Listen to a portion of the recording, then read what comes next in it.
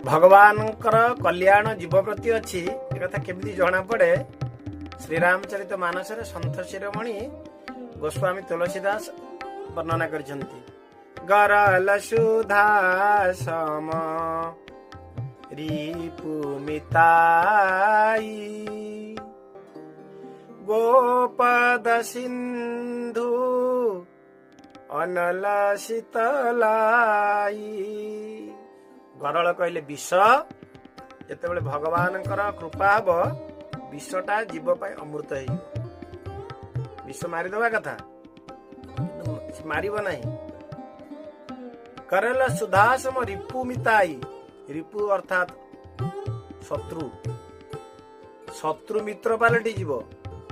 गोपद सिंधु, गोपद कहले गाई पादरे सृष्टि होइतिबा खाल ताकू गोपद बोली कहा जाए। सिंधु बा समुद्र गोपद भलिया है जीव। गोपद सिंधु अनल शीतलाई। अनल शब्दर अर्थ होची निया।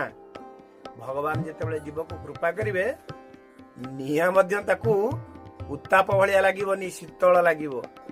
तार ज्वलंत प्रमाण रामायण रे साक्षात हनुमंत महाराज। लंकापुरी रे रावणर मायापुरी असुर मानकर राज्य रे हनुमान जेतेबेले सीता संधान करिया को जाइतिले रिपु मिताई, साक्षात रावणर जे भाई विभीषण हनुमानकर मित्रता है गला। गोपद सिंधु समुद्र को, एडे बड़ समुद्र को जेमती गाई खाल को छोट छुआ माने डेंकी जाई पारंती, हनुमंत महाराज से भलिया नागी सिंधु हाटकपुर जारा अर्थात सिंधु को समुद्र को लंघन करी गले।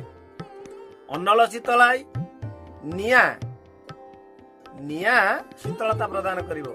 नियार धर्म होची पड़ी दबो, उत्ताप दबो, दहन करइबो। किंतु देखिबे रामायण रे हनुमान को लांजरे लागी गला निया। असुर माने सब लगेई देले कना गुड़ेई की तेल जाड़ी करी निया लगेई देले, कोन हला हनुमान कर किछि केते हलानी। बरम लंकापुरी उलटी पलटी लंका सब जारी कूदी परा अपनी सिंधु मजारी। ये उचंद हनुमान ज्वलंत प्रमाण भगवान को कृपा केमितिका ही थाए जीव प्रति। जीव ब्रह्म जेतेबेले परम ब्रह्मकर करुणा पाए संसार रे तार किछि द्वंद्व सृष्टि हुए नहीं, ताको डर माड़े नहीं। तार विपद को से फुत्कार करी उड़ेई देई थाए। अनुकूल जगन्नाथ सितपई कहा जाए। अनुकूल जगन्नाथ जगत्त्रय अनुकूलम, प्रतिकूल जगन्नाथ जगत त्रय प्रतिकूलम। भगवान जेतेबेले अनुकूल